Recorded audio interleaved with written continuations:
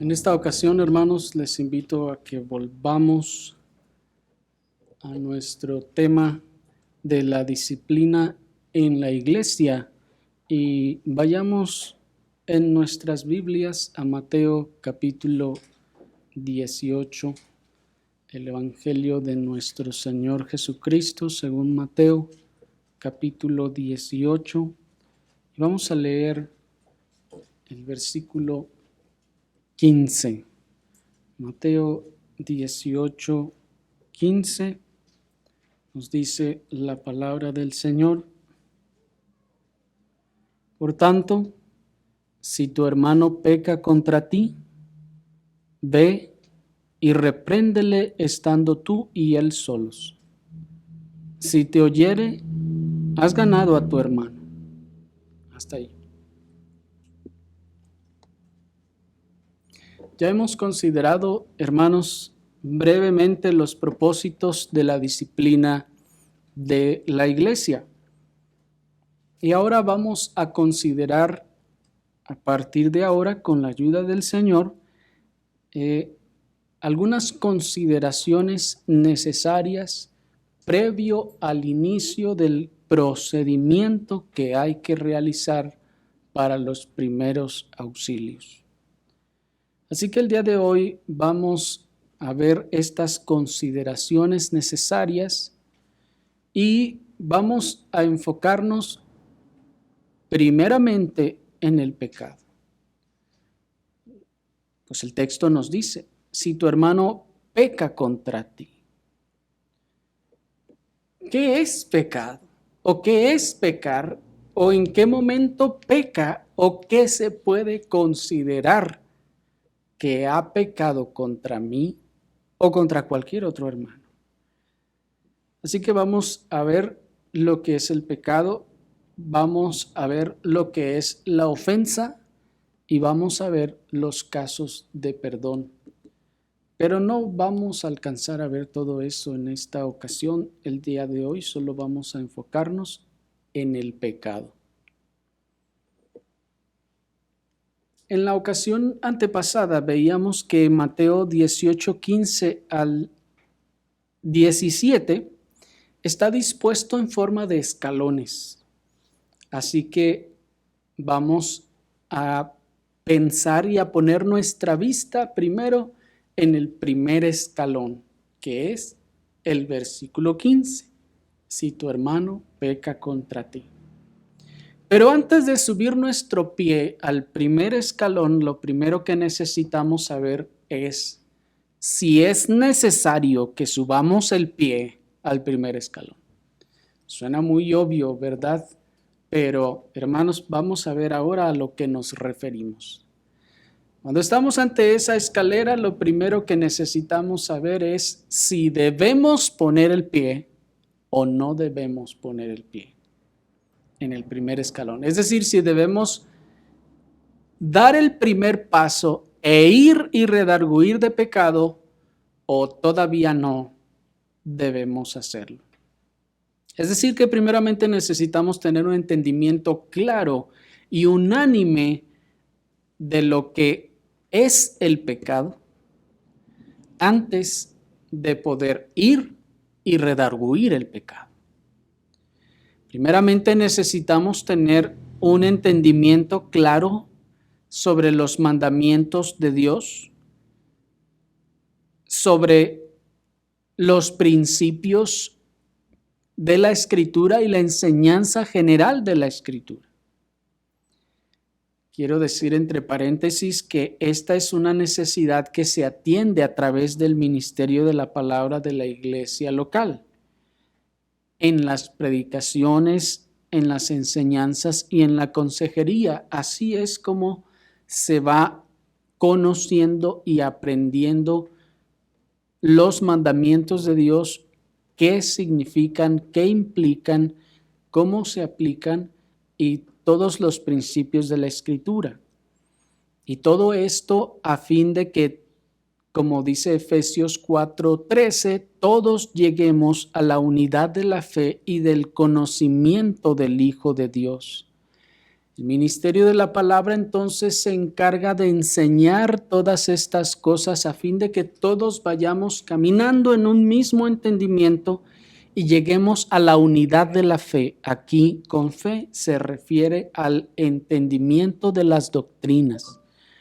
Lleguemos todos entonces a esta unidad y todos tengamos claros los mandamientos de Dios, sus implicaciones y sus aplicaciones, así como la enseñanza general de la Escritura, los principios de justicia, santidad y de piedad. Y esa es la razón, hermanos, por las que también les hemos insistido a que estén escuchando las predicaciones de la iglesia local entre semana. Y sobre todo si son aquellas series que tal vez ustedes no hayan escuchado o que ya hace mucho que escucharon y ya ni siquiera se acuerdan de qué se trata. Porque así, hermanos, es como todos caminamos unánimes hacia un mismo entendimiento de lo que enseña la Escritura, de lo que es el bien, el mal, la justicia y la injusticia. Y de esta forma entonces tenemos un entendimiento claro y unánime de lo que es el pecado. De manera que todos primeramente entonces debemos tener claros los mandamientos de Dios. Por ejemplo, mandamientos como el día del Señor. Debemos tener claro todos por qué sigue vigente y cómo se guarda antes de subir nuestro pie a pisar el primer escalón. ¿Por qué? Porque si alguno tiene un entendimiento diferente del cuarto mandamiento, por ejemplo, si alguien tiene un entendimiento diferente de cómo se guarda el cuarto mandamiento, entonces eso representará una dificultad a la hora de subir nuestro pie al primer escalón, porque aquel hermano o hermana no tendrá claras estas cosas. Sin embargo, quiero hacer la aclaración de que si se trata de un pecado, vamos a tener que ir a enseñarle. Si no sabía, no significa que entonces debemos detenernos y no dar el primer paso. No, tenemos que dar el primer paso enseñándole. Sin embargo, es útil y necesario que todos tengamos claro y entendido, y sobre todo el que va a dar el paso debe tener claro lo que es pecado.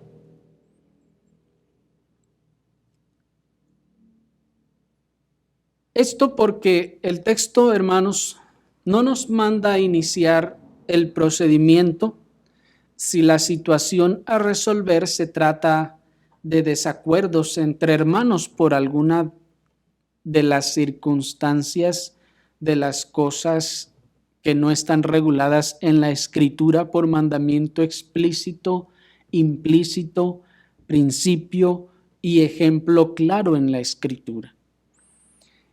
Así, lo que vamos a tratar entonces son pecados en realidad.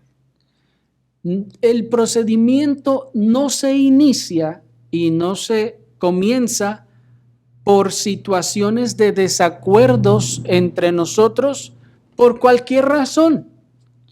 Si resulta que alguno estaba barriendo y algún otro hermano se atravesó y le cayó la basura y ahí hubo alguna situación, no sé, hermanos, si cualquier cosa, si ustedes tienen algún trato entre ustedes de las cosas de esta tierra, le vende tal cosa y ya están tratando ese asunto, mientras no es un pecado, hermanos, estos desacuerdos que llegue a haber, mientras no son un pecado, no califican para echar a andar toda la maquinaria, vamos a decirlo así, de la disciplina en la iglesia o los primeros auxilios en la iglesia.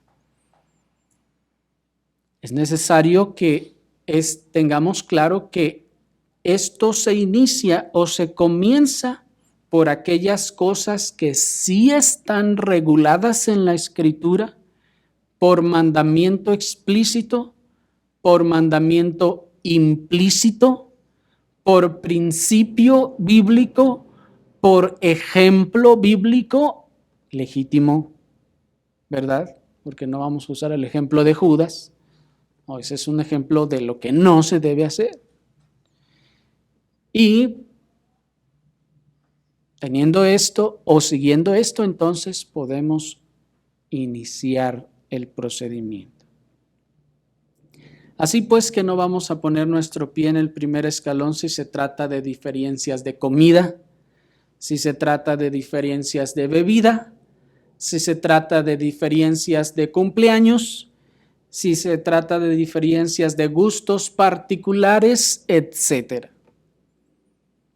Si llega a haber algún desacuerdo porque un hermano quiere o le gusta solo comer verduras y el otro carne, como ya la Escritura nos enseña, hermanos, esto no es una razón para iniciar el procedimiento. Si a uno le gusta tomar refresco y el otro considera que tiene demasiados azúcares y hace daño para el organismo, entonces está en su libertad de tomarlo o no tomarlo. Estas cosas, hermanos, así como los cumpleaños, si aquel hermano celebra su cumpleaños o el otro no, las cosas de gustos particulares no son o no califican como situaciones que ameriten que nosotros subamos el pie en el primer escalón para ir y redarguir algo.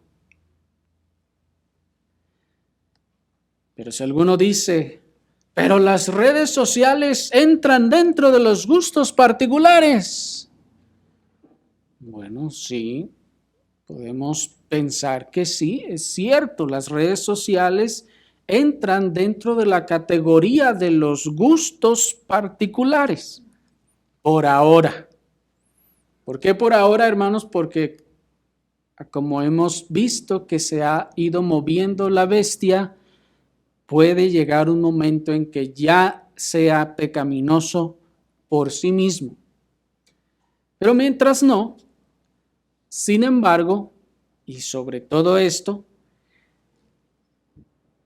aunque las redes sociales o el tener redes sociales entre dentro de la categoría de los gustos particulares, no así su uso.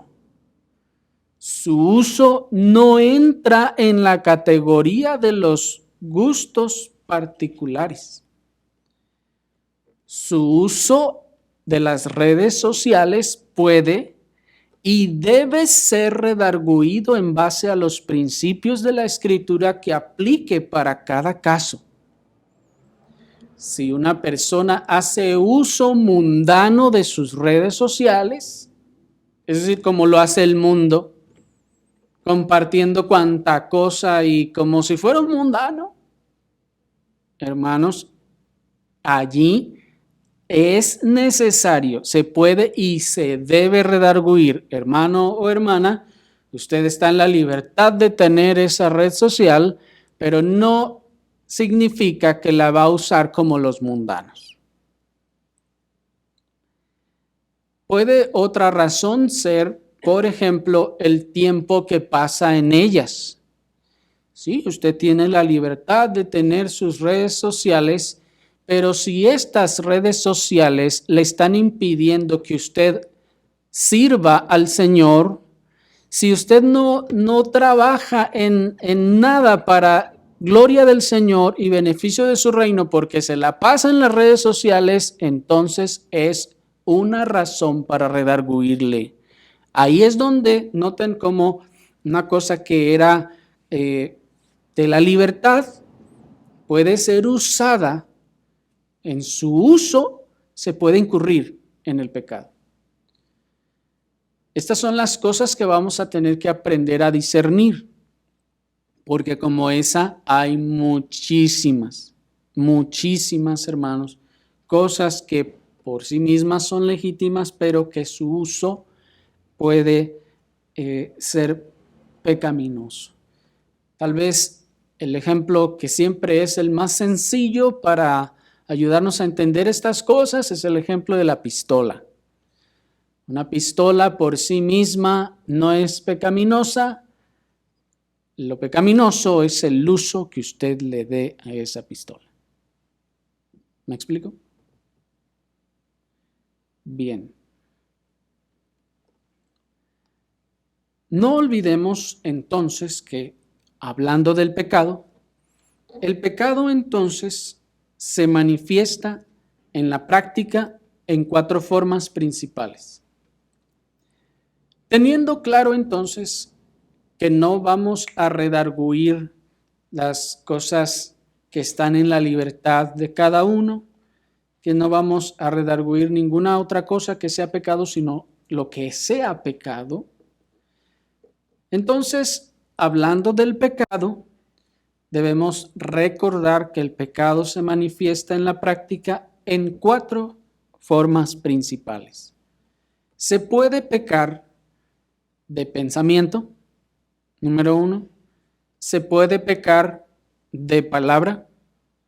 Se puede pecar de acción.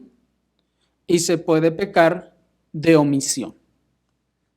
Y vamos a considerar cada una de ellas para que tengamos una idea clara de cuáles cosas podemos y debemos redarguir y cuáles otras tal vez no. Así entonces están estas 4 formas en las que se manifiesta principalmente el pecado: en el pensamiento, en la palabra, en la acción y en la omisión. Y de estas 4, solo podemos juzgar 3. De estas 4 formas en las que se manifiesta el pecado, nosotros solo podemos juzgar 3. Solo podemos juzgar la palabra, la acción y la omisión. No así el pensamiento. Así que vamos a centrarnos a partir de ahora en lo que nos resta de esta enseñanza, en el pecado del pensamiento. No vamos a ver de qué se trata, sino cómo es, porque ya su nombre nos lo está diciendo, estamos pecando en el pensamiento por una u otra cosa. Lo que vamos a centrarnos, hermanos, es en si se debe o no se debe de tratar esta clase de pecado. Y esto es importante, hermanos, porque muchas veces somos muy tendientes a juzgar los pensamientos y las intenciones de los demás. Y esto es una realidad. Es necesario detenernos aquí y no darlo por sentado, porque tenemos una tendencia a juzgar los pensamientos y las intenciones de los demás. Y situaciones que no eran conflicto, muchas veces se vuelven un conflicto cuando una de las partes se siente segura de que los pensamientos o las intenciones del otro eran tales cuando hizo tal cosa. ¿Sí me explico? Cuando nos atrevemos a juzgar los pensamientos de los demás, tendemos a reaccionar. Y ese, vamos a ver un poquito más adelante, es un problema y luego también se convierte en un pecado. Porque cuando nos convencemos de que tal persona estaba pensando eso cuando hizo tal cosa, entonces nosotros vamos a actuar en consecuencia. Y nuestro actuar muchas veces va a convertir en conflicto lo que no era un conflicto. Y entonces ahora sí vamos a tener que subir nuestro pie al primer escalón porque ya creamos un conflicto cuando empezamos a juzgar los pensamientos y las intenciones. Otras veces las acciones pecaminosas se agravan o se multiplican por el hecho de que alguno se convence de que la otra persona tenía ciertas intenciones al tomar tal acción o decir tales palabras. Es decir, que a veces también, hermanos, cuando hay una expresión, cuando hay palabras, cuando hay acciones pecaminosas, y lo son, muchas veces el hecho de juzgar las intenciones con las que se hicieron agrava todavía más la situación y diversifica en muchos casos el pecado y hace más compleja de tratar la situación. Así que, por más intuitivos que nos consideremos que somos, no debemos adelantar juicios respecto a los pensamientos o a las intenciones de los demás, porque podemos estar actuando injustamente con ello y además podemos agravar el pecado o generarlo nosotros mismos donde no había. Muchas veces, hermanos, nos sentimos muy intuitivos. Y esto, hermanos, es algo que es parte de nuestra naturaleza. Nos consideramos que somos muy intuitivos y estamos pensando, intuyéndoles que yo creo que esto es así o lo hizo por lo otro. Somos muy intuitivos. Y lo estoy diciendo de manera sarcástica, ¿verdad? Así que por más intuitivos, repito, que nos consideremos que somos, debemos, hermanos, limitarnos a adelantar juicios, porque o podemos estar actuando injustamente, pues nosotros en realidad no sabemos lo que está pensando, o podemos agravar el pecado si es que de verdad lo era, o si no lo era, nosotros podemos estarlo generando.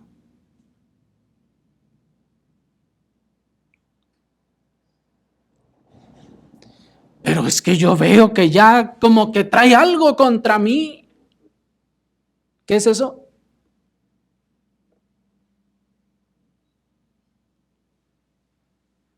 Está adelantando ya un juicio. Está ya pensando. Está adivinando los pensamientos, está adivinando las intenciones y entonces está actuando en consecuencia. Porque noten, hermanos, el peligro de esto. El peligro de esto es que esto no se queda así. O sea, si yo adelanto mis conclusiones sobre la otra persona, entonces estas me van a inducir una conducta a mí en respuesta a eso.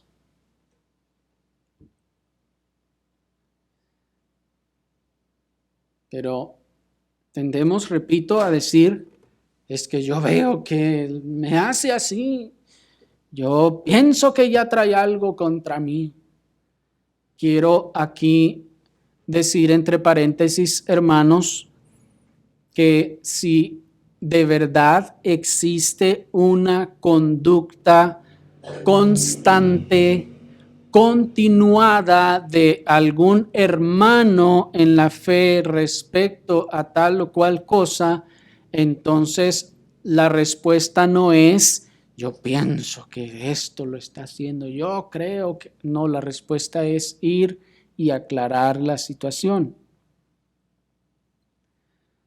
Pero cuando de repente, como hemos dicho ya otra vez, estamos cerca del hermano y hace una cara. Y yo digo, mira la cara que me hizo. Nomás me acerqué y hasta se volteó.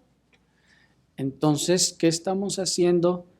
Estamos adelantando juicios. Estamos juzgando los pensamientos y las intenciones que no conocemos. Bien, como hemos dicho en otras ocasiones, el hermano podía estar a punto de estornudar y se le fue. Pero nosotros ya nos fuimos ofendidos por eso. Y eso, enseguida, como les decía, no solo hizo un juicio injusto, sino que nos va a predisponer contra el hermano o contra la hermana. Así que cuidado, hermanos, con esas expresiones de yo veo como que algo trae contra mí. Tengamos mucho cuidado con eso, hermanos, porque aun si eso fuera así, como les dije, el procedimiento no es darlo por hecho. El procedimiento a seguir, si veo que trae algo contra mí, no es darlo por hecho, ni es regresarle el gesto, porque noten, hermanos, que eso luego se vicia. Se vicia y se convierte en una lucha de me haces, te hago. El procedimiento no es regresarle el gesto, sino, dice el texto, ve y redargúyele estando tú y él solos. Si esto es una conducta continuada que medra la comunión, ahí ya hay un pecado contra la comunión, por ejemplo. Entonces ahora sí, hay que ir y hay que hablar.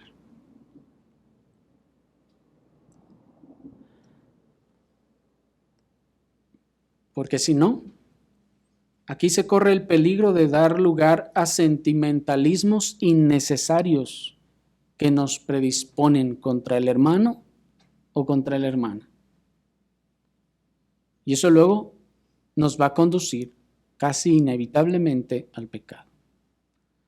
Si no tenemos cuidado, si no nos arrepentimos, si no pedimos gracia, eso nos va a conducir al pecado.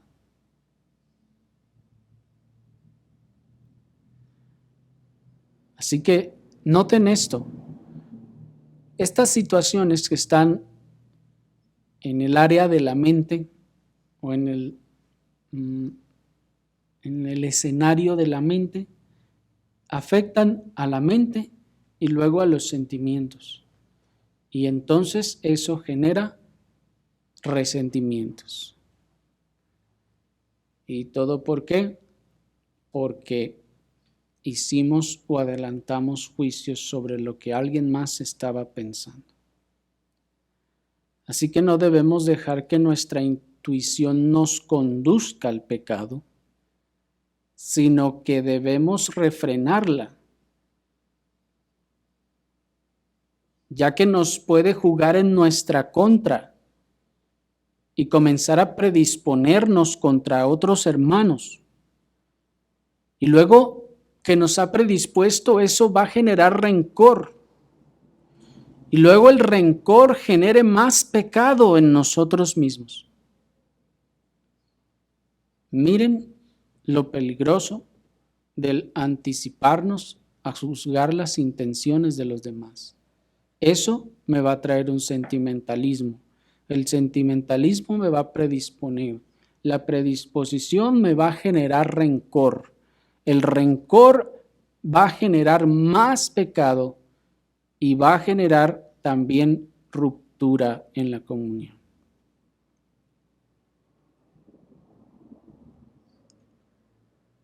Solo Dios puede conocer y solo Dios puede juzgar los pensamientos y las intenciones de las personas. Acompáñenme primero a los Corintios, capítulo 4, versículo 5, para mostrárselos. Primera a los Corintios, capítulo 4, versículo 5, nos dice la palabra del Señor. Así que no juzguéis nada antes de tiempo, hasta que venga el Señor, el cual aclarará también lo oculto de las tinieblas. Y miren, y manifestará las intenciones de los corazones. Y entonces cada uno recibirá su alabanza de Dios. Hasta ahí. Noten, hermanos, que aquí el apóstol no está prohibiendo el juzgar, como muchos en el evangelicalismo hoy en día dicen. No juzguéis, no. El apóstol no está prohibiendo el juzgar,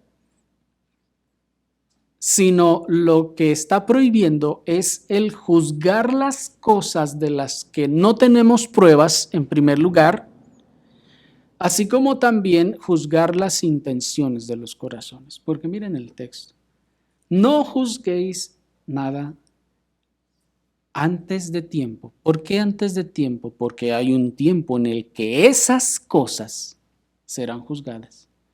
¿Y cuándo será ese tiempo en que las cosas ocultas y los pensamientos y las intenciones de los corazones serán juzgadas? Dice el texto, hasta que venga el Señor.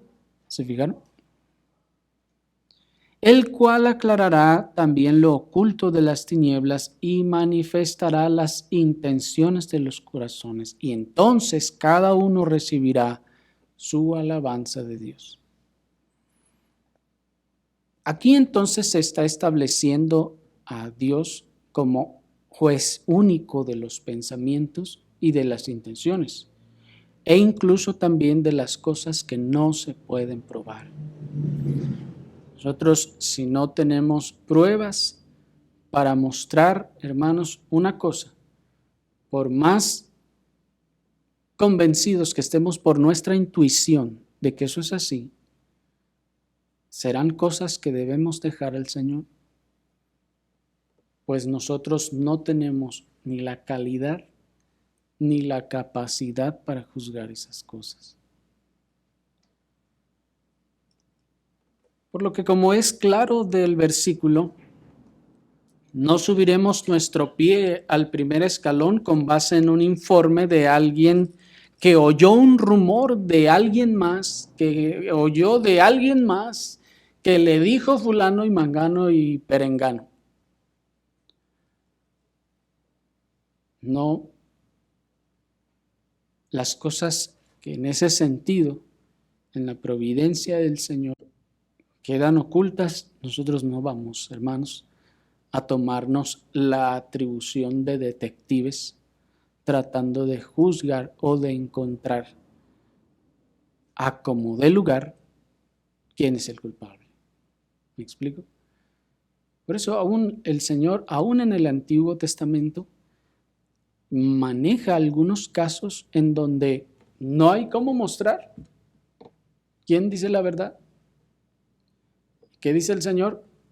Vamos a dejarlo al Señor. Ahí se establece un procedimiento, ¿verdad? Pero era algo que aplica para el Israel nacional y no para nosotros. Asimismo, noten cómo el texto es enfático en que no es nuestra responsabilidad juzgar los pensamientos y las intenciones del corazón, sino que ese juicio le pertenece a Dios, tanto para bien como para mal.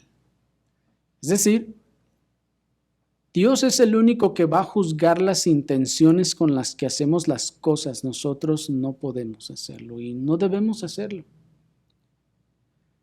Solamente el Señor recompensará las intenciones cuando fueron buenas o reprenderá aquellas cuando fueron malas.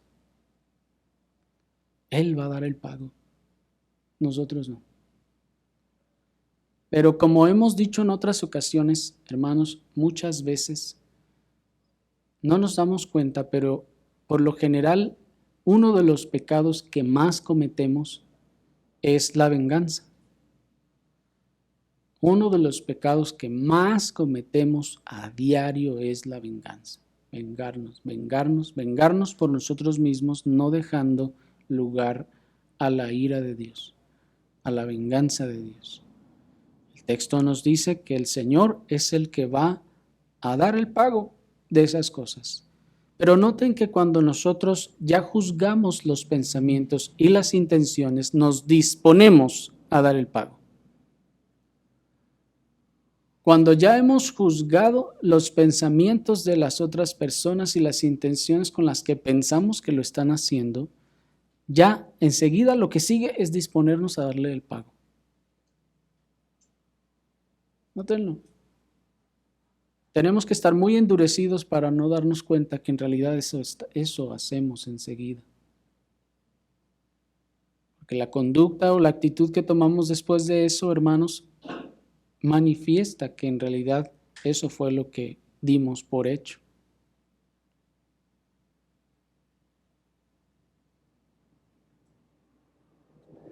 De manera que este es un mandamiento apostólico que nos dice: no juzgarás las intenciones, ni determinarás en tu corazón los pensamientos de tu hermano, sino que dejarás lugar al día en el que el Señor juzgará todas estas cosas.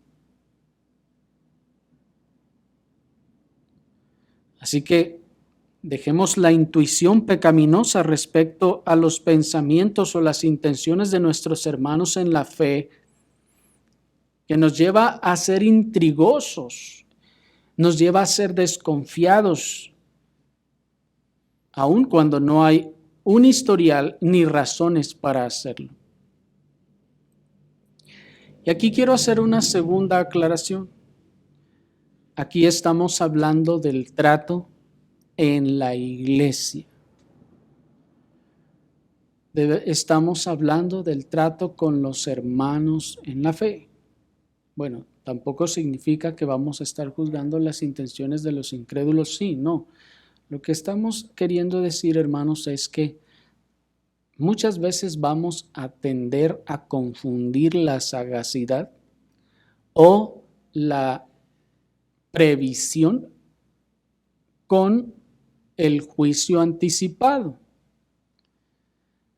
En otras palabras, esto no significa que debemos andar en la calle a altas horas de la noche como si nada fuera a pasar y nos vamos a cruzar con una persona que tiene toda la facha de delincuencia y digamos, no, yo no debo de juzgar sus intenciones.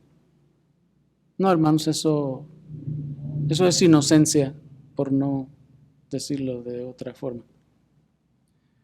Estamos hablando de la iglesia con los hermanos en la fe. ¿Me explico?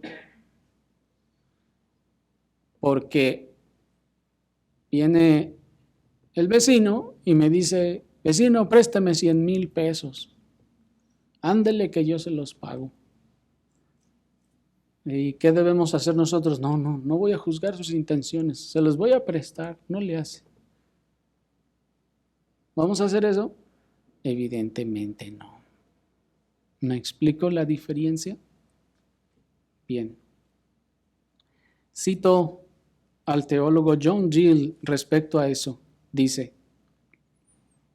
esto se dice para evitar el juicio imprudente y precipitado, y concuerda con esa conocida máxima: sé lento para juzgar. No apresurarse a dictar sentencia. Es mejor dejar las cosas para el gran día de dar cuentas, que sentirnos libres de censurarnos unos a otros. Termina la cita.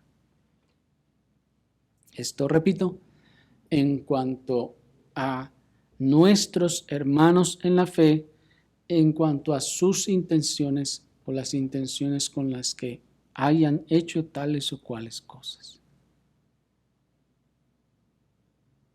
Entonces, ¿qué debemos hacer? Si no debemos nosotros, si no estamos capacitados para juzgar los pecados de pensamiento, entonces, ¿qué debemos hacer? Acompáñenme a la carta del apóstol Pablo a los Romanos. La carta del apóstol Pablo a los Romanos en el capítulo 12 y el versículo 10 nos da una respuesta a esta pregunta. Romanos 12:10 dice la palabra del Señor: amaos los unos a los otros con amor fraternal, en cuanto a honra, prefiriéndoos los unos a los otros. Hasta ahí.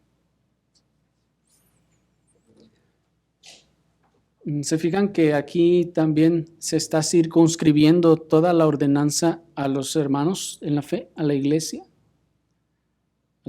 local. La palabra que se tradujo como prefiriéndoos solamente aparece aquí, hermanos, en toda la escritura. Y siendo además una palabra compuesta, su traducción no es sencilla para nada. Aquí se tradujo como prefiriéndoos, pero la raíz griega de esta palabra se refiere literalmente a dirigir, a liderar, se refiere a ir adelante. Y en su sentido figurado se refiere a estimar o considerar, es decir, tener en estimación o tener en consideración. Ese es el sentido del término en el griego. Y es por esta razón que la versión antigua de Reina Valera, la Reina Valera antigua traduce amándoos los unos a los otros con caridad fraternal y dice, previniéndoos con honra los unos a los otros. De manera que el sentido del mandamiento es este. Es como si el apóstol nos dice, prevénganse con honra los unos a los otros. Es decir, es como si dijera, adelántense con honra los unos a los otros. Pongan la honra adelante en su trato los unos para con los otros. La honra vaya por delante en su trato de los unos para con los otros. Es como si nos dijera, cuando se traten los unos a los otros, vaya por delante, vaya primero, vaya liderando, vaya al frente la honra. Es decir, cuando piensen los unos de los otros, vaya la honra por delante. ¿Me siguen? Cuando piensen entonces los unos de los otros, vaya la honra por delante. Es decir, debemos primero guardar honra para nuestro hermano. ¿Qué significa eso? El teólogo John Gill nos tiene una respuesta, les cito. Los santos deben pensar honorablemente unos de otros y tener una estima honorable unos de otros. Sí, deberías estimaros mejor unos a otros y no permitiros malas conjeturas ni celos infundados unos de otros, lo cual es contrario a ese amor que no piensa el mal. ¿Se fijan? Y sigue diciendo el teólogo, deben hablar honorablemente unos de otros en compañía cristiana y desalentar esa mala práctica de susurros, calumnias e insinuaciones. Deben tratarse unos a otros con honor y respeto en su conversación común y especialmente cuando se reúnen como iglesia de Cristo. Termina la cita. Es pensar, nos dice entonces el teólogo, honorablemente los unos de los otros y tener una estima honorable los unos de los otros. Y no permitir, dice él, conjeturas ni celos infundados los unos de los otros, lo cual es contrario al amor que no piensa el mal. Miren, ya ustedes se lo sabían de memoria. El amor no piensa el mal. ¿Se acuerdan? Se diría en palabras muy coloquiales y modernas, el amor no es mal pensado en ese sentido. De manera que este mandamiento se levanta con autoridad, hermanos, para condenar y desarraigar la sospecha. Este mandamiento se levanta con autoridad para condenar y desarraigar la intuición, esa intuición de la que tal vez hasta presumimos. Se levanta para condenar y desarraigar el juicio adelantado, es decir, formarse opiniones que consideramos que son inequívocas, porque cuando nos formamos una opinión, nunca pensamos, se me hace que estoy equivocado, pero pienso que esto, ¿verdad que no? En realidad, cuando nos formamos una opinión, estamos convencidos de eso. Este mandamiento se levanta con autoridad para condenar y desarraigar la murmuración, para condenar y desarraigar la predisposición contra los hermanos de la iglesia y para condenar y desarraigar el rencor mismo contra nuestros hermanos de la iglesia.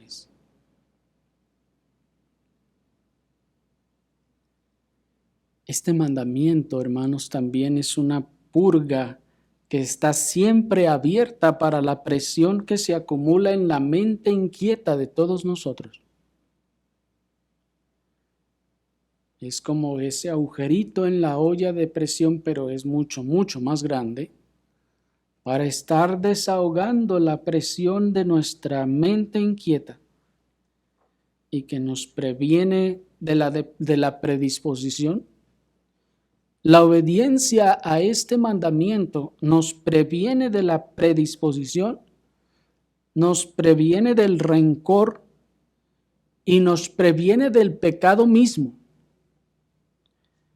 Es decir, el pecado de responder con hostilidad cuando nos hemos convencido de que tal cosa fue hecha con una mala intención.